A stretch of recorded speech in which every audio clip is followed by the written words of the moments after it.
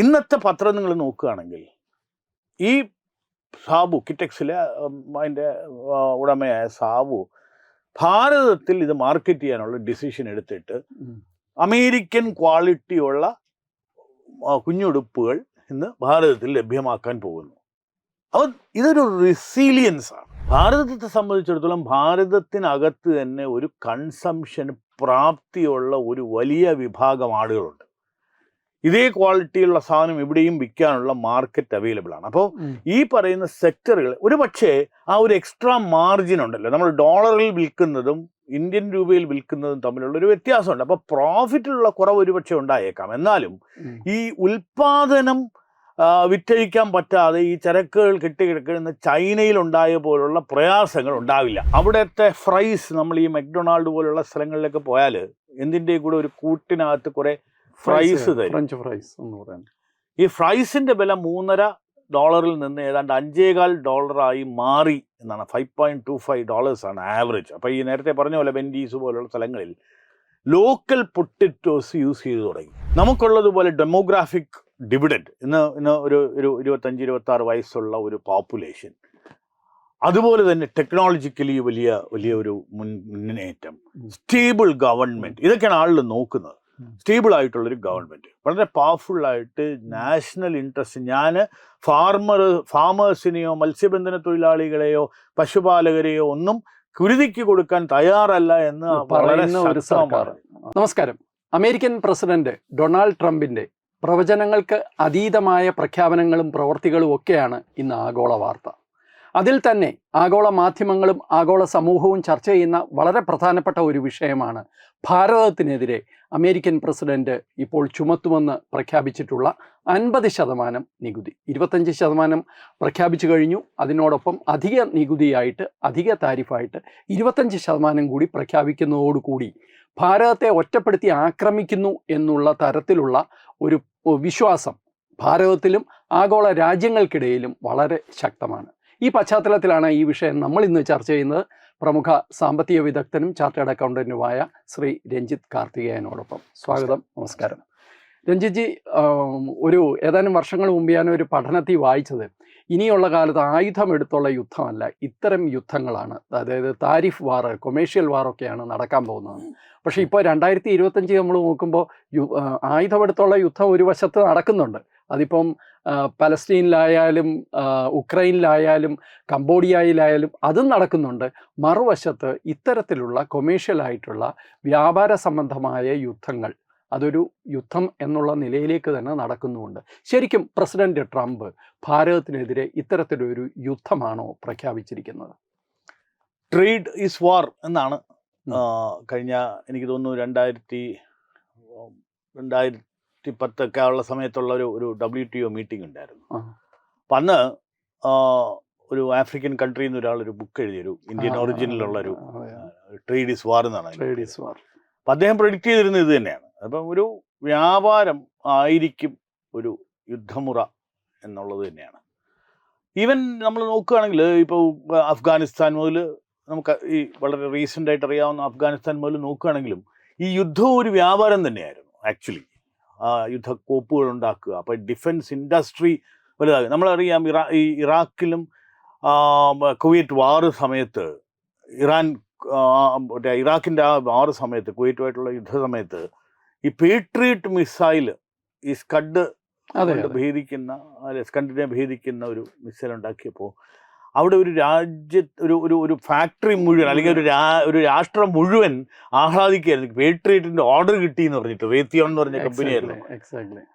അതുപോലെ തന്നെയായിരുന്നു നമ്മൾ രാജീവ് ഗാന്ധി ബോഫേഴ്സിന് ഓർഡർ കൊടുക്കുമ്പോൾ ഒരു വില്ലേജ് മുഴുവനാണ് അതിന് ഇത് ചെയ്തത്. കാരണം ആ ഒരു ഓർഡർ കൊണ്ട് അടഞ്ഞു കിടക്കുന്ന ഒരു ഫാക്ടറി, ബോഫേഴ്സ് ഫാക്ടറി, അത് നോബൽ ആ ഗ്രൂപ്പിൻ്റെ ഒരു ഫാക്ടറിയാണ്. ആ വില്ലേജിനെ മുഴുവൻ അതൊരു ആഘോഷമായി മാറി. കാരണം അതിൻ്റെ ഒരു എക്കണോമിക് ഇമ്പാക്റ്റ് ആണത്. അപ്പം നാച്ചുറലി ഇത് ഒരു ട്രേഡ് എന്ന് തന്നെയാണ്, ഒരു യുദ്ധത്തിൻ്റെ ഭാഗമായിട്ട് തന്നെയാണ് ട്രേഡിനെ യൂസ് ചെയ്യുന്നത് എന്നുള്ളത് നമുക്ക് വ്യക്തമാണ്. കഴിഞ്ഞ കുറച്ച് കാലങ്ങളായിട്ട് നമുക്കത് അതിനെ ഒരു ഫ്രണ്ട് എൻഡിൽ യൂസ് ചെയ്യാൻ തുടങ്ങിയ ഒരു ആൾ എന്ന് പറയുന്നത് ഡെഫിനറ്റ്ലി ഡൊണാൾഡ് ട്രംപിന് ആ ക്രെഡിറ്റ് നമ്മൾ കൊടുത്തേ വെക്കുള്ളൂ. ഇദ്ദേഹം തുടങ്ങുന്നത് ഒരു പക്ഷേ ചൈനയെ പിടിച്ചിട്ടാണ്. അപ്പം അതിനകത്ത് ഇദ്ദേഹത്തിന് ഈ ഒരു ഒരു ഒരു ഒരു എന്താ ചെയ്യേണ്ടതെന്ന് അറിയൂടാത്തൊരു രീതിയായി. അപ്പോൾ ഈ അന്നത്തെ ഒരു വലിയ ബോർഡൊക്കെ തൂക്കി എല്ലാവർക്കും ഇത്ര ഇതാണെന്നൊക്കെ പറയുന്നൊരു പ്രഖ്യാപനം ഉണ്ടായിരുന്നല്ലോ. ഈ ടാരിഫ് അതിൻ്റെ ഡേറ്റ് ഞാൻ മറന്നുപോയി, ജൂണിലോ മറ്റൊരു, അതായത് അമേരിക്കയോടെ ലോകം മുഴുവൻ അനീതിയാണ് കാണിക്കുന്ന പറയാൻ ഒരു ശ്രമം. അപ്പോൾ അവിടുന്ന് ഇതിനകത്തൊന്നും ഒരു നരേന്ദ്രമോദി എന്ന് പറയുന്ന പ്രധാനമന്ത്രി ഒരിക്കലും റിയാക്ട് ചെയ്യുകയോ റെസ്പോണ്ട് ചെയ്യുകയോ ചെയ്തിട്ടില്ല. അപ്പോൾ ഇദ്ദേഹത്തിന് ഈ ഓപ്പറേഷൻ സിന്ദൂർ നടന്നപ്പോൾ ഞാനാണ് ഈ യുദ്ധം നിർത്തിയതെന്നൊക്കെ ഇദ്ദേഹം പറഞ്ഞു. അപ്പോൾ അതല്ല എന്ന് വളരെ കാറ്റഗോറിക്കായിട്ട് നമ്മുടെ ലോകത്തോട് പറഞ്ഞു. അപ്പോൾ ഇതെല്ലാം അദ്ദേഹത്തിന് ഒരു ഭാരതത്തോടുള്ള ഒരു വലിയൊരു അകൽച്ച ഉണ്ടാക്കുകയോ, അല്ലെങ്കിൽ ഇതെല്ലാം ഈ പറയുന്ന ഓപ്പറേഷൻ സിന്ദൂർ ഞാൻ പറഞ്ഞിട്ട് നിർത്തി എന്ന് ഡൊണാൾഡ് ട്രംപ് പറയുകയും രാഹുൽ ഗാന്ധി ഏറ്റുപറയുകയും ചെയ്തതിൻ്റെ ഒറ്റ കാരണം എന്ന് പറഞ്ഞാൽ ഇദ്ദേഹത്തിന് ഒരു നോബൽ സമ്മാനം കിട്ടണം എന്നുള്ളത് തന്നെയാണെന്നാണ് എൻ്റെ ഒരു. അപ്പൊ ചുരുക്കി പറഞ്ഞാൽ ഈ വ്യാപാരവും യുദ്ധവും കമ്മിയും ഒന്നും അല്ല, ഇതൊരു പേഴ്സണൽ ഒരു ഈഗോയുടെ ഇഷ്യൂ. അതിന് വേറൊരു മാനം കൂടെ ഉണ്ട്. അതിൻ്റെ ഒരു അസസ്മെന്റിൽ ഞാനത് പറയാം. അതായത് ഈ പറയുന്ന യുദ്ധം നിർത്തിയ ഒരാൾ ഒരു സമാധാനത്തിൻ്റെ ഒരു മാലാഖയായി മാറുന്നു എന്നൊക്കെ പറയുന്ന ഒരു ബിൽഡപ്പ് ഉണ്ടായിരുന്നു. അപ്പം ഇസ്രായേലിൽ പോകുന്നു, അല്ലെങ്കിൽ ഇസ്രായേലുമായിട്ടുള്ള ഹമാസിൻ്റെ എതിരായിട്ടുള്ള നടപടികളെല്ലാം നിർത്തിവെക്കാൻ ഇയാൾ പറയുന്നു. ഉക്രൈനെ വിളിച്ചു വരുത്തി ആക്ഷേപിച്ചു വിടുന്നു.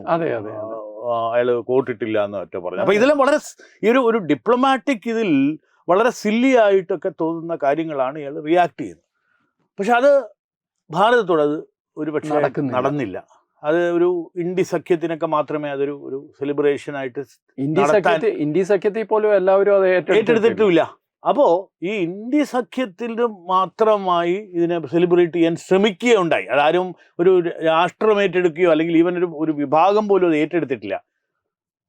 ഒരു പക്ഷേ ഒരു ലീഡർ ഓഫ് ഓപ്പോസിഷൻ എന്നുള്ള നിലയിൽ 1-2 ജൽപ്പനങ്ങൾ പറഞ്ഞു. അത് പാകിസ്ഥാനി മീഡിയ എടുത്ത് സെലിബ്രേറ്റ് ചെയ്തു എന്നല്ലാതെ ഇതിനപ്പുറം ഒന്നും നടന്നിട്ടില്ല. അപ്പം ട്രംപ് വിചാരിച്ച ഒരു കാര്യങ്ങളും ഭാരതത്തോട് നടക്കുന്നില്ല. അപ്പം അത് നോബൽ സമ്മാനത്തിനുള്ള ഇതാകട്ടെ. അതേസമയം പാകിസ്ഥാൻ നോബൽ സമ്മാനത്തിന് ഇയാളെ നോമിനേറ്റ് ചെയ്തു. അവരുമായിട്ട് ക്രിപ്റ്റോ കറൻസി ഡീല്, ഗവൺമെന്റുമായിട്ട് ഡീല് നടത്താനുള്ള വീണ്ടും അസീം മുനീർ ഇവരുടെ ഒരു അപ്പോസ്റ്റലനായി. ഇതെല്ലാം ഒരു ഭാരതത്തിന് അഗൻസ്റ്റ് ആയിട്ട് ഇയാൾക്കൊരു ഒരു ഗ്രഡ്ജ് അല്ലെങ്കിൽ ഒരു ഇതുണ്ടായി. അപ്പൊ ഞാൻ വിരട്ടിയാൽ വിരളാത്ത ഒരു രാഷ്ട്രമുണ്ടോ എന്നൊക്കെയാണ് ഇയാളുടെ ഒരു തോന്നൽ. അപ്പൊ അതുകൊണ്ട് മാത്രമാണ്. അപ്പം ബേസിക്കലി ഒരു ഈയിടയ്ക്കൊരു നമ്മളെല്ലാവരും കണ്ടൊരു വൈറൽ വീഡിയോ ഉണ്ട്. അതായത് ഡൊണാൾഡ് ട്രംപിനോട് ഒരു പ്രസ്സിൽ ഒരു ചോദ്യം ചോദിക്കുന്നു, നിങ്ങൾ എന്തുമാത്രം സാധനങ്ങളാണ് ഫെർട്ടിലൈസറും കെമിക്കലും ഒക്കെ ആയിട്ട് എന്തൊക്കെയാണ് റഷ്യയിൽ നിന്ന് ഇറക്കുമതി ചെയ്യുന്നത്? അതിൻ്റെ ഉത്തരം എന്താ? എനിക്കറിയില്ല എന്നാണ്.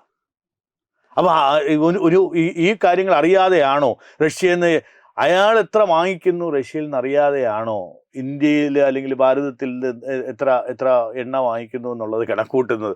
അപ്പോൾ ഇതൊരു വിരട്ടാൻ വേണ്ടി ഒരു കീലേരി വെച്ച് അച്ചു കളിക്കുന്നത് മാത്രമാണ് എന്ന് വേണം നമുക്ക് നോക്കാൻ. ഫൈൻ. അപ്പോൾ ഇതിനകത്ത് അണ്ടർലൈങ് റീസൺ എന്ന് പറയുന്നത് റഷ്യയുടെ ഓയിൽ വാങ്ങിക്കുന്നതോ, നമ്മളെക്കാൾ കൂടുതൽ ഓയിൽ ചൈന വാങ്ങിക്കുന്നു. ചൈനയെ പറ്റി പറയുന്നില്ല. ചൈനയായിരുന്നു ആദ്യത്തെ മുഖ്യശത്രു. ഇപ്പൊ ആ മുഖ്യശത്രു ഇപ്പൊ ഇന്ത്യയായി, ഭാരതമായി മാറി. ഇതെല്ലാം കഴിഞ്ഞാടില്ലെങ്കിൽ പോലും ഈ 50% ടാരിഫ്, 25% പിഴ, ഇയാളാരാ 25% പിഴ അടിക്കാനെന്നുള്ളതാണ്. അപ്പൊ ഇത് ആദ്യം നമ്മൾ മനസ്സിലാക്കേണ്ടത്, ഈ പിഴ അടിക്കുന്നത് നമ്മളിലല്ല. ഇത് ഇന്ത്യക്കാരനല്ല പിഴ അടയ്ക്കുന്നത്, ഇത് അടയ്ക്കുന്നത് അമേരിക്കക്കാരനാണ്. അതായത് അങ്ങ് ഇപ്പോൾ ഒരു സാധനം, ഒരു ടെക്സ്റ്റൈൽ ഗുഡ്സ് ഭാരതത്തിൽ നിന്ന് അമേരിക്കയിലേക്ക് കയറ്റി അയക്കുമ്പോൾ അത് വാങ്ങിക്കുന്ന ആളാണ് ഈ പറയുന്ന ടാരിഫ് അടയ്ക്കുന്നത്. നമ്മളൊരു സാധനം ഇമ്പോർട്ട് ചെയ്യുമ്പോൾ ഡ്യൂട്ടി അടയ്ക്കുന്നത് നമ്മളല്ലേ, അല്ലാതെ വിൽക്കുന്ന ആളല്ലല്ലോ. അപ്പൊ അതിന്റെ ഇമ്പാക്ട് എന്ന് പറയുന്നത് ഇത് കയറ്റുമതി ചെയ്യുന്നതിലുള്ള കുറവ് വരുമ്പോൾ അത് മാത്രമേ ഉള്ളൂ. അപ്പോ ഒരു രീതിയിലും ഒരു ഇമ്പാക്ട്ഫുൾ അല്ല എന്നിപ്പോൾ മനസ്സിലാക്കി തുടങ്ങി. അതിന്റെ മേജർ കാരണം രഞ്ജിജി അതിലേക്ക് വരുന്നുണ്ട്. തീർച്ചയായിട്ടും ഇതിന്റെ ഇമ്പാക്റ്റ് എന്താണ്, നമ്മൾ ഇതിനെ എങ്ങനെ നേരിടും, ഇതിന് ശേഷമുള്ള ലോകം എങ്ങനെയാണ്, ഇതൊക്കെ നമ്മൾ ചർച്ച ചെയ്യണം. പക്ഷെ അതിനു മുമ്പ് ഒന്ന് രണ്ട് കാര്യങ്ങൾ അത് അങ്ങ് നേരത്തെ ഇദ്ദേഹത്തെ ഒരു കീലേരി അച്ചു മോഡലിലുള്ള ഓപ്പറേഷൻ എന്ന് പറഞ്ഞുകൊണ്ട് ഞാൻ ചോദിക്കുകയാണ്. ഇവിടെ ഇന്ത്യയിൽ ഇന്ത്യ സഖ്യം ഇത് ഒരു വിഭാഗമെങ്കിലും സെലിബ്രേറ്റ് ചെയ്യുന്നുണ്ട്. അത് ഈ പലരും ചൂണ്ടിക്കാണിക്കുന്നത് നമ്മളുടെ സൈബർ സംഖ്യകൾ ഉൾപ്പെടെയുള്ള കൂട്ടം ഇദ്ദേഹത്തെ മൈ ഫ്രണ്ട് എന്ന് പറഞ്ഞു, മൈ ഫ്രണ്ടിന് ഇപ്പം എന്ത് പറ്റിയെന്നൊക്കെ ഉള്ള നിലയിൽ വലിയ തോതിൽ പരിഹാസവും ട്രോളും വരുന്നുണ്ട്. അതിനുള്ള ഒരു റെസ്പോൺസ് എന്താ? അത് എനിക്ക് തോന്നുന്നു ഈ ഡൊണാൾഡ് ട്രംപിന്റെ ഇലക്ഷന് ശേഷം നമ്മൾ രണ്ടുപേരും ഒരിക്കൽ ഇരുന്നിരുന്നു. അപ്പൊ അന്ന് സെലിബ്രേറ്റ് ചെയ്തു എന്ന് പറയാം, അല്ലെങ്കിൽ അതിനെ നമ്മൾ അംഗീകരിക്കുന്ന ഒരു കാരണം ഉണ്ടായിരുന്നു. ജോ ബൈഡന്റെ കീഴിൽ നടന്നിരുന്ന ഒരു ഡീപ് സ്റ്റേറ്റിനെ പറ്റിയാണ് നമ്മൾ ചർച്ച ചെയ്തിരുന്നത്. എക്സാക്ട്ലി. അപ്പം അന്ന് ഭാരതത്തെ സംബന്ധിച്ചിടത്തോളം ഇവിടുത്തെ ഫാം ലോസിന്റെ എഗൻസ്റ്റ് ആയിട്ടുള്ള ഒരു അതിന്റെ ഏജന്റുമാർ നടത്തിയ പ്രകടനമാകട്ടെ, വിഘടനവാദികൾ ഇത് ഏറ്റെടുത്ത് കൊണ്ടു നടന്ന ഒരു സമരമുറ പോലെയും ഇതെല്ലാം ഫണ്ട് ചെയ്തിരുന്ന ഒരു ഗ്രൂപ്പുണ്ട്, ഒരു ജോർജ് സോറസ് എന്നൊക്കെ പറയുന്ന ആ ഒരു ഗ്രൂപ്പിൽ നിന്ന് അനാർക്കി കൊണ്ടുവരുന്നു. ഒരു പക്ഷേ ആപ്പിന്റെ ഒരു ഗ്രോത്ത് ഉൾപ്പെടെയുള്ളത് ഫണ്ട് ചെയ്തിട്ടുള്ള ഒരു ഡീപ് സ്റ്റേറ്റ് അവിടെ പ്രസൻസ് ഉണ്ടായിരുന്നു. അത് ഡൊണാൾഡ് ട്രംപിനും എഗൻസ്റ്റ് ആയിട്ട് തന്നെയാണ് അത് വർക്ക് ചെയ്തിരുന്നത്. കാരണം ഡൊണാൾഡ് ട്രംപ് കുറെ കൂടെ ഒരു നാഷണലിസ്റ്റിക് ഉള്ള ആളാണ് എന്ന് തോന്നിച്ചിരുന്നു. ആണോ അല്ലയോ എന്നുള്ളത് ക്വസ്റ്റ്യനബിൾ ആയി ഇപ്പോൾ സബ്സിക്വൻ്റ്ലി. അത് മാത്രമല്ല, അയാളുടെ ഒരു ഫസ്റ്റ് ടേമിൽ നമ്മൾ നോക്കുകയാണെങ്കിൽ he's the only president who has not waged a war. Exactly. അദ്ദേഹം ഒരു വാറിന് പറയും വരട്ടും എന്നൊക്കെ ഉണ്ടെങ്കിലും ഒരു ആക്ച്വൽ വാർ കൊണ്ടുവരാത്തൊരാൾ. അമേരിക്കൻ പട്ടാളക്കാരെ തിരിച്ചു വിളിക്കുകയാണ് ചെയ്തത്. അപ്പോൾ ഇതെല്ലാം വെച്ച് നോക്കുമ്പോൾ ഒരു Trump was a better devil than the other devils. അപ്പോൾ ബൈഡനോ അല്ലെങ്കിൽ ഈ പറയുന്ന അദ്ദേഹം മാറിക്കഴിഞ്ഞപ്പം വന്നിട്ടുള്ള കമല ഹാരിസോ ഒക്കെ കാൾ ബെറ്റർ ഒരു പക്ഷേ ഇതായിരുന്നു. എനിക്കിപ്പോഴും ഞാൻ തിരിഞ്ഞു നോക്കുമ്പോൾ അത് തന്നെയാണ്. ഒരു പക്ഷേ ആ ഒരു അഡ്മിനിസ്ട്രേഷൻ കണ്ടിന്യൂ ചെയ്തിരുന്നെങ്കിൽ ഇവിടുത്തെ അനാർക്കിയും ഇവിടുത്തെ ഈ പറയുന്ന അൺറസ്റ്റും മറ്റുമൊക്കെ, ഈവൻ ഈ പൊളിറ്റിക്കൽ ഇസ്ലാം എന്നൊക്കെ പറഞ്ഞ് വരുന്ന ഫണ്ടിങ് പോലും ഈ റൗട്ടിലാണ്. കാരണം ഭാരതത്തിനെ എങ്ങനെ ഡീസ്റ്റെബിലൈസ് ചെയ്യാം എന്നുള്ളതായിരുന്നു ആദ്യത്തെ ഇത്. അത് ഇന്റേണലി ഇതൊന്നും ഇല്ലെങ്കിൽ നേർക്കുള്ള ഫൈറ്റാണ്.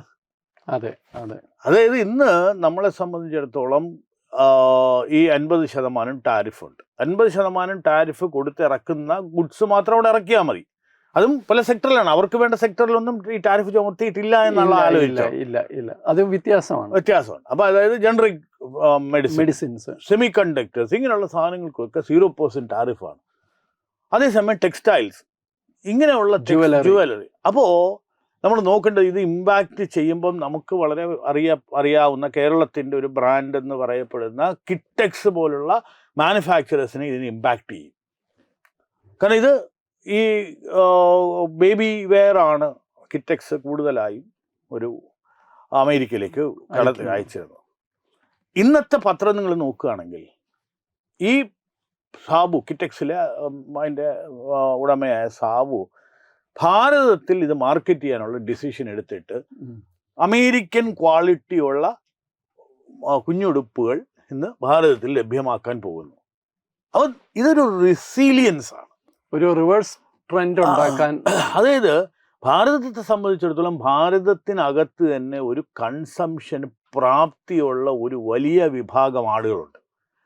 ഇതേ ക്വാളിറ്റിയുള്ള സാധനം ഇവിടെയും വിൽക്കാനുള്ള മാർക്കറ്റ് അവൈലബിൾ ആണ്. അപ്പോൾ ഈ പറയുന്ന സെക്ടറുകൾ ഒരു പക്ഷേ ആ ഒരു എക്സ്ട്രാ മാർജിൻ ഉണ്ടല്ലോ, നമ്മൾ ഡോളറിൽ വിൽക്കുന്നതും ഇന്ത്യൻ രൂപയിൽ വിൽക്കുന്നതും തമ്മിലുള്ള ഒരു വ്യത്യാസമുണ്ട്. അപ്പോൾ പ്രോഫിറ്റിലുള്ള കുറവ് ഒരുപക്ഷെ ഉണ്ടായേക്കാം. എന്നാലും ഈ ഉൽപാദനം വിറ്റഴിക്കാൻ പറ്റാതെ ഈ ചരക്കുകൾ കെട്ടിക്കിടക്കുന്ന ചൈനയിൽ ഉണ്ടായ പോലുള്ള പ്രയാസങ്ങൾ ഉണ്ടാവില്ല, ആ പ്രതിസന്ധി ഉണ്ടാവില്ല. ഡെഫിനറ്റ്ലി. നമുക്ക് തീർച്ചയായിട്ടും അതിലേക്ക് വരുന്നതിന് മുമ്പ് ട്രംപ് പറയുന്ന ന്യായീകരണങ്ങളിലേക്ക് അങ്ങൊന്ന് എത്തി നോക്കണം. അതായത് ട്രംപ് പറയുന്ന ഇന്ത്യ ഇതിൽ വലിയ തോതിൽ ലാഭം ഉണ്ടാക്കുന്നുണ്ട്, ട്രേഡ് സർപ്ലസ് അവർക്ക് ഭയങ്കരമായി അനുകൂലമാണ്, വി ആർ അറ്റ് ലോസ്, നമുക്ക് വലിയ നഷ്ടമാണ് ഉണ്ടാകുന്നത്, അമേരിക്കയുടെ താല്പര്യം സംരക്ഷിക്കാൻ വേണ്ടിയാണ് നമ്മളിത് ചെയ്യുന്നത്, ഭാരതത്തിന് ഇതുവരെ വേറെ ഒരിടത്തും കേട്ടുകേഴ്വിയില്ലാത്ത താരിഫും മറ്റു കാര്യങ്ങളുമാണ് ഭാരതം ചെയ്യുന്നത് എന്നാണ് അദ്ദേഹം പറയുന്നത്. ശരിക്കും പറഞ്ഞാൽ ഇതിൻ്റെ ഉള്ളിൽ ഒരു സാമ്പത്തിക വിദഗ്ധൻ എന്നുള്ള നിലയിൽ താങ്കൾ നോക്കുമ്പോൾ എന്താണ് കാണുന്നത്? അതിൻ്റെ ഒരു ഹൈലൈറ്റ്സ് എന്താണ്?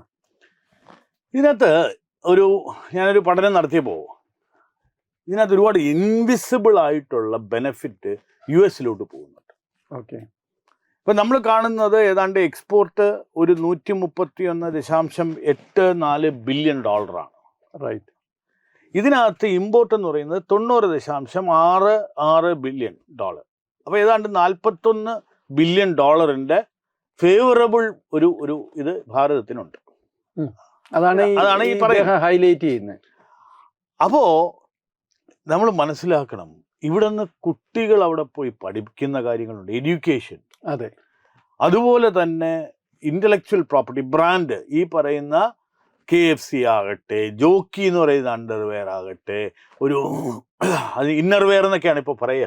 അപ്പോൾ ഞാനത് പെട്ടെന്ന് പറയുമ്പോൾ അതുപോലെ KFC, മെക്ഡൊണാൾഡ്, വെൻഡീസ്, ഇങ്ങനെയൊക്കെ പറയുന്ന ഒരുപാട് റീറ്റെയിൽ ചെയിൻ. ഇതൊന്നും ഭാരതത്തിന് ആവശ്യമുള്ളൊരു ഇതല്ല. ഇവിടെ ഹോളിവുഡ് ചിത്രങ്ങൾ ഉപയോഗിച്ച് ഒരു വെസ്റ്റേൺ ലൈഫ് സ്റ്റൈലാണ് മോഡേൺ എന്നുള്ള ഒരു തോട്ട് പ്രോസസ്സ് ഭാരതത്തിൽ മാത്രമല്ല ലോകമെമ്പാടും ഉണ്ടാക്കി. America is the Xavier.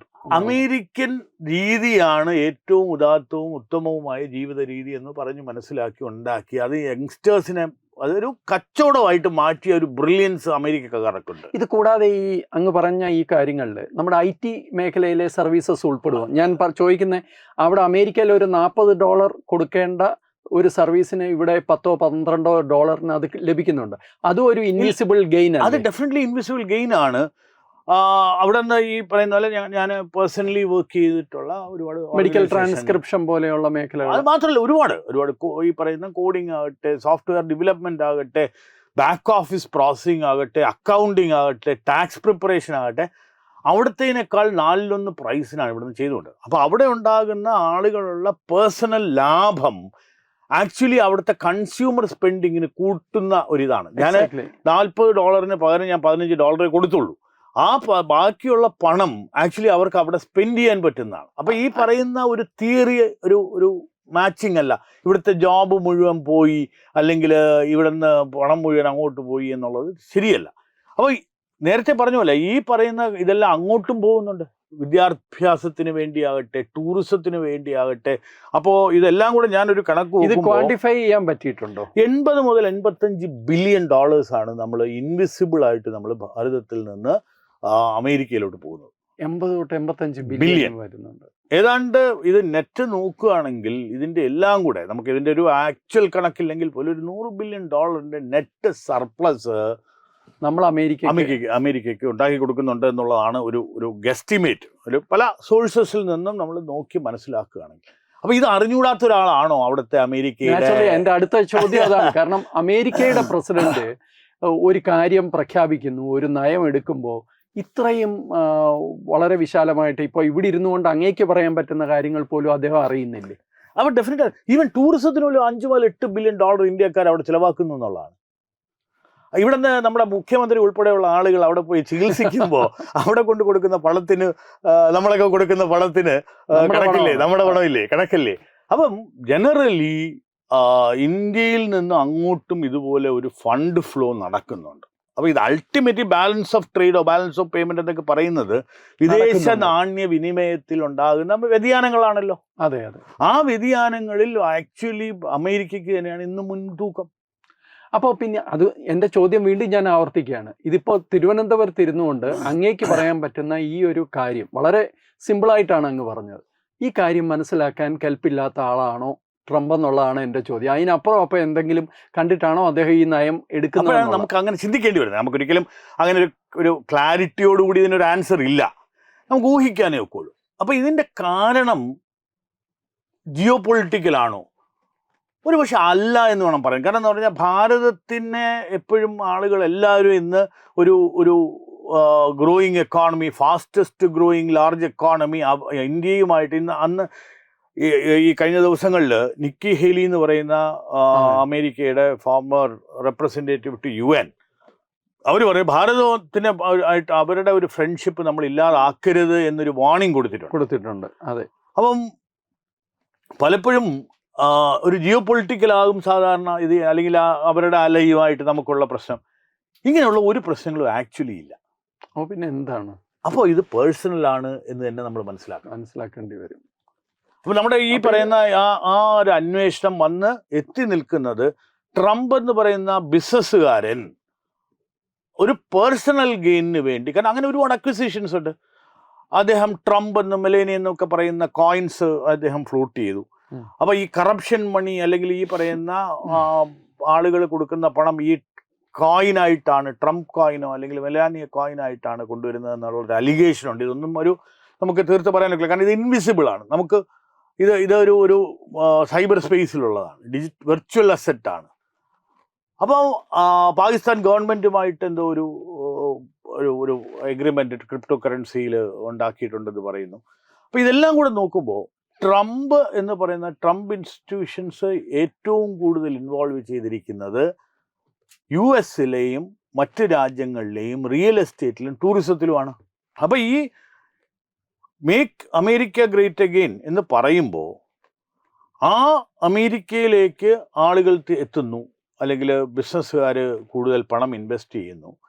ഇപ്പോൾ ആപ്പിൾ തന്നെ 100 ബില്യൺ അഡീഷണലായിട്ട് ഞാൻ ഇൻവെസ്റ്റ് ചെയ്തോളാമേ, എന്നെ ഉപദ്രവിക്കരുത് എന്ന് ടിം കുക്ക് പറയുമ്പോൾ ഈ ഇൻവെസ്റ്റ്മെൻറ്റും ഇതൊക്കെ പറയുമ്പോൾ നാച്ചുറലി ഇമ്പ്രൂവ് ചെയ്യുന്നത് അവിടുത്തെ റിയൽ എസ്റ്റേറ്റ് മേഖലയാണ്, അവിടുത്തെ ടൂറിസം മേഖലയാണ്.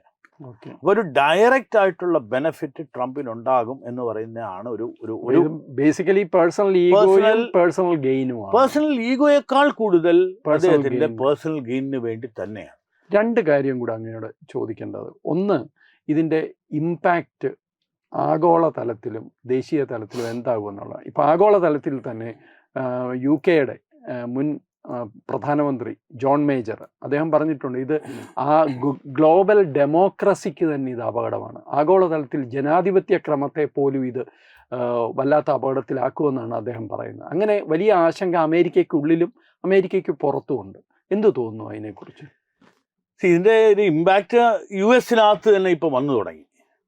നമ്മൾ ആഗോളതലത്തിൽ പോകുന്നതിന് മുമ്പ് ഈ പറയുന്ന സ്വയംകൃതാനർത്ഥം എന്നൊക്കെ നമ്മൾ പറയുന്ന ഇതിൽ മെക്സിക്കോയിൽ നിന്ന് അവർ പാല് വാങ്ങിക്കുന്നത് കുറച്ചു. വളരെ സിമ്പിളായിട്ട് ഡയറി പ്രോഡക്ട്സ് ഇത് ഏറ്റവും തൊട്ടടുത്ത് കിടക്കുന്ന അമേരിക്കയിൽ നിന്ന് മെക്സിക്കോ വാങ്ങിച്ചതെന്ന് കാനഡയിൽ നിന്നാണ് വാങ്ങിക്കുന്നത്. അവർ പറയുന്ന റീസൺ, നിങ്ങളുടെ പാലിനകത്ത് ട്രേസബിലിറ്റി ഇല്ല. ഇപ്പം ഈ ESG എന്നൊക്കെ പറയുന്ന കാര്യങ്ങൾ. അപ്പം ഇത് മറ്റേതെന്ന് പറഞ്ഞാൽ ഏത് പാൽക്കുപ്പി എടുത്ത് നോക്കിയാലും ഇത് ഏത് ഫാമിൽ ഏത് പശുവിൻ്റെ പാല് എന്നുള്ള ട്രേസബിലിറ്റി ഉൾപ്പെടെയായിട്ടാണ് ഈ കാനഡ വിൽക്കുന്നത്. ഇവരത് ചെയ്യുന്നില്ല. അപ്പോൾ റീസണാണ് ഞാൻ പറയുന്നത്. ഇപ്പോൾ പാല് കുടിക്കുമ്പോൾ ട്രേസബിലിറ്റി വേണോ വേണ്ടോ എന്നൊക്കെ ഉള്ളത് വേറെ. മെക്സിക്കോ അത് വളരെ ശക്തമായി ഇത് ചെയ്തു. അതുകൊണ്ടാണ് ട്രംപിന് ഇപ്പോൾ ഡയറി പ്രോഡക്ട്സ് ഇന്ത്യയിൽ കൊണ്ടുവന്നേ ഒക്കുള്ളൂ എന്നുള്ള വാശി പിടിക്കുന്നത്. എക്സാക്ട്ലി. രണ്ട്, അവിടുത്തെ ഫ്രൈസ്, നമ്മൾ ഈ മക്ഡൊണാൾഡ് പോലുള്ള സ്ഥലങ്ങളിലൊക്കെ പോയാൽ എന്തിൻ്റെ കൂടെ ഒരു കൂട്ടിനകത്ത് കുറേ ഫ്രൈസ് തരും, ഫ്രഞ്ച് ഫ്രൈസ് എന്ന് പറയുന്നത്. ഈ ഫ്രൈസിൻ്റെ വില $3.5 നിന്ന് ഏതാണ്ട് $5.25 മാറി എന്നാണ്. $5.25 ആണ് ആവറേജ്. അപ്പോൾ ഈ നേരത്തെ പറഞ്ഞ പോലെ വെൻഡീസ് പോലുള്ള സ്ഥലങ്ങളിൽ ലോക്കൽ പൊട്ടറ്റോസ് യൂസ് ചെയ്ത് തുടങ്ങി. ഈ ലോക്കൽ ഇപ്പം കാനഡയിൽ നിന്ന് വരുന്ന പൊട്ടറ്റോസിന് ഒരു കൺസിസ്റ്റൻസി ഉണ്ട്, അതിൻ്റെ നീളം കൂടുതലാണ്, അതിൻ്റെ കളർ ഇതാണ്. ഇതൊക്കെ വെച്ചിട്ടാണല്ലോ ഒരു മാർക്കറ്റിംഗ് നടത്തുന്നത്. അപ്പോൾ ഈ പൊട്ടറ്റോസ് ഇവർ കൊടുക്കാതായി. ഇവർ ജപ്പാനും ബാക്കിയുള്ള രാജ്യങ്ങൾ, ബാർബേഡോസ് പോലുള്ള രാജ്യങ്ങളിലേക്ക് വിറ്റു തുടങ്ങി. അപ്പോൾ ഈ പറയുന്ന നമ്മുടെ ഫ്രൈസിന് പോലും ഏതാണ്ട് $1.5-1.5 കൂടുതൽ പേ ചെയ്യേണ്ടി വന്നു. ടാർഗറ്റ് പോലുള്ള മേജർ സൂപ്പർ മാർക്കറ്റ്സ് പൂട്ടേണ്ട സിറ്റുവേഷനിൽ വരുന്നു. അതാണ് അമേരിക്കയ്ക്കകത്ത്. രണ്ട്, ഇപ്പോൾ ഫോർ എക്സാമ്പിൾ നമ്മളെ സംബന്ധിക്കുന്നത് ഭാരതത്തിനെപ്പോൾ നേരത്തെ നമ്മൾ സൂചിപ്പിച്ചു, കിറ്റക്സിനെ പോലുള്ള ആളുകൾക്കിത് ബുദ്ധിമുട്ടുണ്ടാകും. അപ്പോൾ അവർക്ക് പക്ഷെ ബുദ്ധിമുട്ടെന്ന് പറഞ്ഞാൽ ഒരു കെട്ടിക്കിടക്കുന്നതോ അങ്ങനെ ഒരു വിൽക്കാൻ പറ്റാത്ത ചരക്ക് പോലെയുള്ള പ്രശ്നങ്ങളില്ല. ഇന്ന് നമ്മൾ മനസ്സിലാക്കേണ്ടത്, ഇതിന് ഈ പറയുന്ന കാര്യം നടക്കുമ്പോൾ ഭാരതം UK-യുമായിട്ട് ഒരു ഫ്രീ ട്രേഡ് എഗ്രിമെന്റ് ഉണ്ടാക്കുകയുണ്ടായി. 99% ഗുഡ്സിനും ചരക്കുകൾക്കും UK-യിലേക്ക് ഇറക്കുമതി ചെയ്യുന്നതിന് 0 താരിഫാണ്, 0. അപ്പം ഇതേ സാധനം ഈ യു കെയിലേക്ക് ഷിഫ്റ്റ് ചെയ്യും. അപ്പം മാർക്കറ്റ് ഷിഫ്റ്റ് ചെയ്യും. ഇത് കൂടുതൽ മറ്റേ എല്ലാ മേഖലകളിലേക്കും വരും. എല്ലാ മേഖലകളിലും. കാരണം യൂറോപ്യൻ യൂണിയൻ ഒക്കെ ഡിഫൻസ് പ്രൊഡക്ഷന് അമേരിക്കയെ ലെസ് ഡിപ്പെൻഡ് ചെയ്യാൻ തീരുമാനിച്ചിരിക്കും. അപ്പൊ ഇത് ഒരു അൺഡിപ്പെൻഡബിൾ അലൈ ആയി മാറി അമേരിക്ക. അപ്പൊ നമ്മൾ എന്ത് പറ്റി, നമുക്കിത് ടാരിഫ് അല്ലേ രാജേഷ് ജി? സാങ്ഷൻസ് പ്രതിരോധിച്ചു കഴിഞ്ഞാൽ ഒരു രാഷ്ട്രത്തോടാണോ ഒരു tariff? We will just smirk and shrug. അതെ, സ്മിർക്ക് ആൻഡ് ഷ്രഗ്. അപ്പൊ നമ്മളൊരു ഇത് ചെയ്യും. അതിനകത്ത് യാതൊരു സംശയവും വേണ്ട. ഇന്ന് ഞാൻ പറഞ്ഞില്ലേ, കിറ്റെക്സ് പോലുള്ള നമുക്ക് വളരെ പരിചിതമായിട്ടുള്ള ഒരു ബ്രാൻഡിന് ഇന്ന് ഒരു പുതിയ ഒരു മാർക്കറ്റ് ഓപ്പൺ ആയിരിക്കുകയാണ്, യു കെ പോലുള്ള മാർക്കറ്റ്. ഇനി അഥവാ അദ്ദേഹത്തിന് മാർക്കറ്റ് യു കെയിൽ പോകാൻ പറ്റിയില്ല എങ്കിൽ പോലും അദ്ദേഹത്തിന് ഭാരതത്തിൽ അങ്ങോളം ഇങ്ങോളം വാസ്തവം പറഞ്ഞാൽ ഇതിന്റെ ആഗോള ബ്രാൻഡുള്ള ഒരു സാധനം വിൽക്കാൻ, അല്ലെങ്കിൽ ആ സ്റ്റാൻഡേർഡ് ഉള്ള ഒരു സാധനം വിൽക്കാൻ നോക്കും. അത് അബ്സോർബ് ചെയ്യും. ഒരു പക്ഷേ അത് 100 രൂപയ്ക്ക് വിറ്റുകൊണ്ടിരുന്നത് 80 രൂപയ്ക്ക് വിൽക്കുകയാണ്. എന്നാലും അദ്ദേഹത്തിന് ഒരു പ്രോഫിറ്റ്, അതിൽ മാർജിൻ ഉണ്ടാകും. ഈ പറയുന്ന വളരെയധികം ഒരു ഡോളറിൽ കച്ചവടം ചെയ്യുന്ന, അല്ലെങ്കിൽ എക്സ്പോർട്ട് ചെയ്യുമ്പോൾ കിട്ടുന്ന ഒരു മാർജിൻ ചിലപ്പോൾ കിട്ടിയില്ല എന്നൊരു, പക്ഷെ ഇതുകൊണ്ട് നിന്നു പോകില്ല, ബിസിനസ് നിന്നു പോകില്ല. ഇതാണ് ഒരു ആഗോളതലത്തിൽ നോക്കുകയാണെങ്കിൽ നേരത്തെ പറഞ്ഞ പോലെ ഒരു അൺഡിപ്പെൻഡബിൾ അലയായി മാറും. ഇപ്പൊ ബ്രിക്സ് എന്ന് പറയുന്ന ഒരു വളരെ ശക്തമായി തുടങ്ങി. ഇതുകൊണ്ടുണ്ടായ ഒരു ഗുണം എന്താ? ചൈന കുറെ കൂടെ ഭാരതവുമായിട്ട് അടുത്തു. റഷ്യ വളരെ ഒരു ഹാർഡൻഡ് സപ്പോർട്ടറായിട്ട് മാറി. ഇത് ബ്രിക്സ്, ബ്രസീൽ വളരെ ശക്തമായിട്ടാണ് ഈ പറയുന്ന ഭാരതത്തോടൊപ്പം നിൽക്കുന്നതും. അമേരിക്കയോട് ബ്രിക്സിനെ വല്ലാതെ ട്രംപ് ഭയപ്പെടുന്നുണ്ട്. കാരണം ഡോളറിന്റെ ഡെത്ത് ആണ്. കാരണം dollar was always surviving on oil. Dollar petro dollar ആയത് കൊണ്ട് മാത്രമാണ് ഈ വെറുതെ പ്രിന്റ് ചെയ്തവർക്ക് കൊടുക്കാൻ പറ്റുന്നത്. എക്സാക്ട്ലി. നമ്മുടെ ആൾക്കാർക്ക് മനസ്സിലാവാത്ത ഒരു കാര്യമാണ്. അപ്പൊ എന്ന് ഓയിലിനെ പറ്റി ആരെന്ത് സംസാരിച്ചിട്ടുണ്ടോ, അത് ലിബിയ ആകട്ടെ, ഇറാഖ് ആകട്ടെ, ആര് പറഞ്ഞാലും, ഇപ്പം സദ്ദാം ഹുസൈൻ പറഞ്ഞു ഞാൻ യൂറോയിൽ, അല്ലാതെ അതിനകത്ത് വേറെ യാതൊരു കാര്യവുമില്ല, യൂറോയിൽ ഡീൽ ചെയ്യാൻ പോകുന്നു എന്ന് പറഞ്ഞപ്പോൾ അയാൾ തീർത്തു കൊടുത്തു. അതിന് ഏത് അമേരിക്കൻ അഡ്മിനിസ്ട്രേഷൻ വന്നാലും ഡോളറിനെ ടച്ച് ചെയ്തുള്ള കളി. ഈ ചൈന പോലും അമേരിക്കയ്ക്ക് ഒരു കണ്ണിലെ കരടാകാൻ കാരണം അവർ ഗോൾഡ് ബാക്ക് യുവാൻ ഇറക്കുന്നു എന്ന് പറഞ്ഞതിന് ശേഷമാണ്. അതുവരെ കുഴപ്പമില്ലായിരുന്നു. കാരണം അത് എൻ്റെ ബാക്ക് യാർഡാണ്, എനിക്ക് അവിടെ നിന്ന് സാധനം ഉണ്ടാക്കുന്നു, ഞാനിവിടെ കൊണ്ടുവരുന്നു, $50 സാധനം $1000 വിൽക്കുന്നു, ഗംഹോ ഹങ്കി ഡോറി എന്നൊക്കെ പറയുന്ന ആ ഒരു തലത്തിലായിരുന്നു. പക്ഷേ എന്ന് ഈ പറയുന്ന ഗോൾഡ് ബാക്ക് യുവാൻ വരും എന്ന് പറയുന്നു, അന്ന് മുതലാണ് ഇതിനുള്ള പ്രശ്നം വരുന്നത്. അപ്പൊ എന്തായാലും ആ ഒരു ഡിസ്റപ്ഷൻ ഉണ്ടാവും. ഏതൊരു രാഷ്ട്രത്തിനും ഒരു കയറ്റം ഉണ്ടെങ്കിൽ അതുപോലെ ഒരു ഇറക്കമുണ്ട്. അപ്പോൾ ഒരു എക്കണോമിക് ഡിക്ലൈനിന് ആക്കം കൂട്ടുന്ന കാര്യങ്ങൾ തന്നെയാണ് ഡൊണാൾഡ് ട്രംപ് ഇന്ന് ചെയ്തുകൊണ്ടിരിക്കുന്നത്. അപ്പം ഗ്ലോബലി ഓൾസോ ബാക്കിയുള്ളവർ നോക്കുന്നുണ്ട്. അപ്പം അമേരിക്ക ഒരു തരത്തിൽ ഐസൊലേറ്റഡ് ആയി എന്ന് പറയുന്ന, ഒറ്റപ്പെടുകയാണ്, അല്ലെങ്കിൽ ഒറ്റപ്പെടും എന്ന് ധരിക്കുന്നതിൽ തെറ്റില്ല. 100%. ഇതിനകത്ത് ഈ പറയുന്ന പലരും, ഇപ്പം വാൻസ് മിണ്ടുന്നില്ല, കാഷ് പട്ടേൽ മിണ്ടുന്നില്ല, തുളസി ഗബ്ബാർഡ് മിണ്ടുന്നില്ല, ഇങ്ങനെയുള്ള ഒരു ഭാരതമായിട്ടുണ്ടെന്ന് തോന്നുന്നു. ഡെഫിനറ്റായിട്ട്. കാരണം അവരൊക്കെ ഒരു ഭാരതമായിട്ടൊരു നല്ല ഡീല് ചെയ്യാം, അല്ലെങ്കിൽ രണ്ട് രാഷ്ട്രങ്ങൾക്കും നല്ലൊരു കമ്പൈൻഡ് ആയിട്ട് പോയാൽ, വാസ്തവം പറഞ്ഞാൽ ഇന്ന് ഭാരതവുമായിട്ട് കൂട്ടുകൂടുന്ന ഏത് രാഷ്ട്രത്തിനും ഒരു നെക്സ്റ്റ് ലെവലിലേക്ക് പോകാം. എസ്പെഷ്യലി ഈ ഓപ്പറേഷൻ സിന്ദൂർ ഒരു ഐ ഓപ്പണർ ആയിരുന്നു. പ്രിസിഷനായിട്ട് നമുക്ക് ഉത്തരവാദിത്വത്തോടുകൂടി മിനിമം ലൈഫിൽ ഇത് മറ്റേ ഹമാസ് ചെയ്യുന്നത് പോലെയുള്ള വളരെ ആയ്മകളല്ല, പ്രിസിഷനായിട്ട് നമ്മൾ ചെയ്യാൻ ഒക്കുന്ന കാര്യങ്ങളുടെ ടെക്നോളജി നമ്മുടെ കയ്യിലുണ്ട്. അങ്ങനെയുള്ള കാര്യങ്ങളിൽ ഇപ്പം അതുകൊണ്ടൊരു ഗുണമുണ്ടായത് റഷ്യക്കാണ്.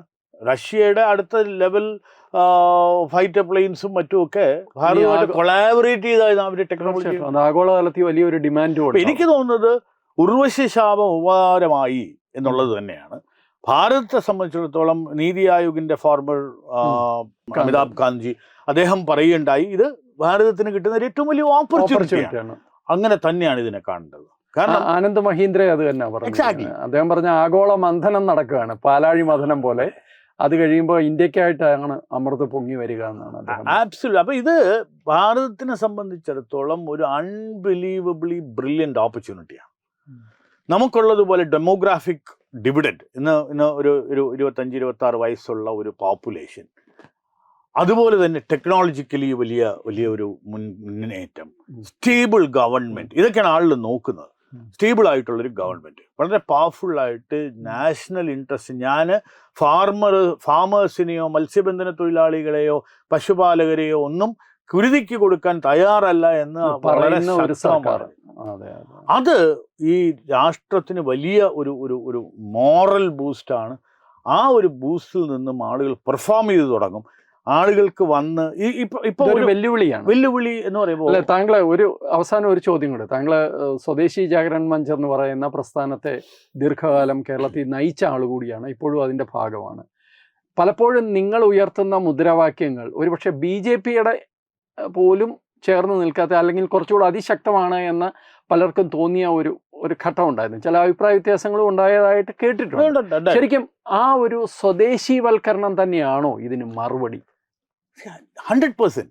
അത് എനിക്ക് തോന്നുന്നു മോദി 2.0 മുതൽ അദ്ദേഹത്തിന് അത് മനസ്സിലായി.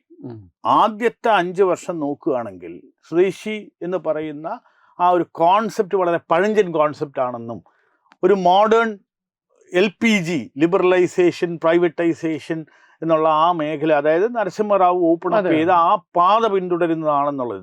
അപ്പോഴാണ് ഈ കോവിഡ് മുതലായ ഇത് വരുന്നതും, ഈ ഡീസെൻട്രലൈസ്ഡ് ആയിട്ട് ഒരു world as A global village എന്ന് പറയുമ്പോഴുണ്ടാകുന്ന പ്രയാസങ്ങളെ പറ്റി പഠിക്കുന്നത്. ഇത് തന്നെയാണ് സ്വദേശി ജാഗരൺ മഞ്ച് ആദ്യം മുതലേ പറഞ്ഞിരുന്നത്.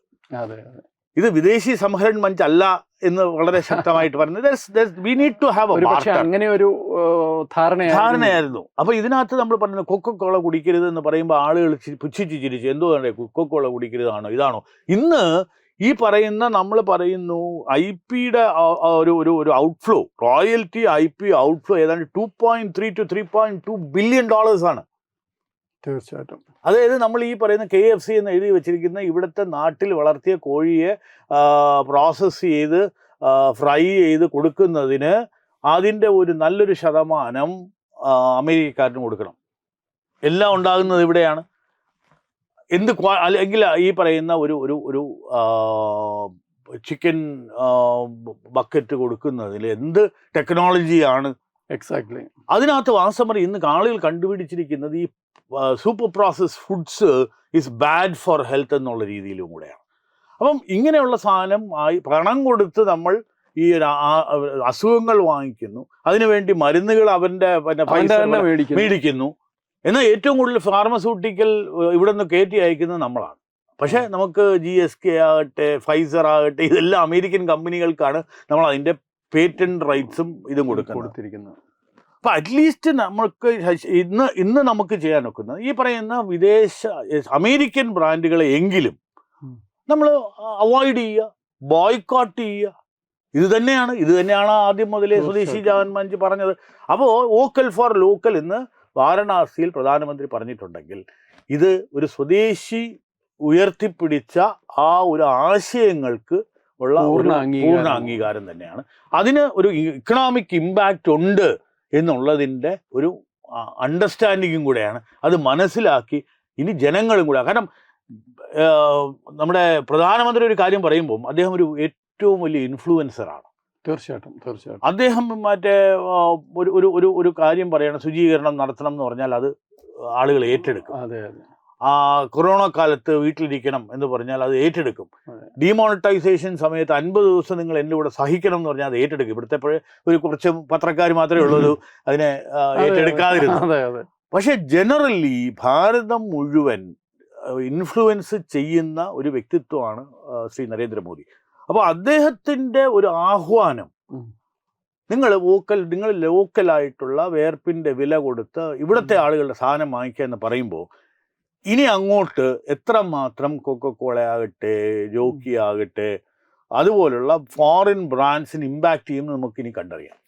തീർച്ചയായിട്ടും. ശ്രീ രഞ്ജിത്ത് കാർത്തികേയൻ ഇത്രയും വളരെ വിശദമായി, വളരെ സിമ്പിളായി ഇത് അവതരിപ്പിക്കുകയും ഇത്രയും വിശദീകരിച്ചതിന് വളരെയധികം നന്ദി. അദ്ദേഹം പറഞ്ഞതുപോലെ ട്രംപ് എന്നല്ല, ലോകത്തെ ഏത് ചട്ടമ്പി, ഏത് ആഗോള ശക്തി നമ്മൾക്കെതിരെ വെല്ലുവിളിച്ചാലും അതിനുള്ള മറുപടി എന്ന് പറയുന്നത് വോക്കൽ ഫോർ ലോക്കൽ തന്നെയാണ്. നമ്മളുടെ ആന്തരിക ശക്തി വർദ്ധിപ്പിക്കുക, അതിനെതിരെയുള്ള ആന്തരിക ഭീഷണികളെയാണ് യഥാർത്ഥത്തിൽ നമ്മൾ കൂടുതൽ ഭയപ്പെടേണ്ടത് അമേരിക്കൻ പ്രസിഡന്റ് ട്രംപിൻ്റെ വെല്ലുവിളിയേക്കാൾ.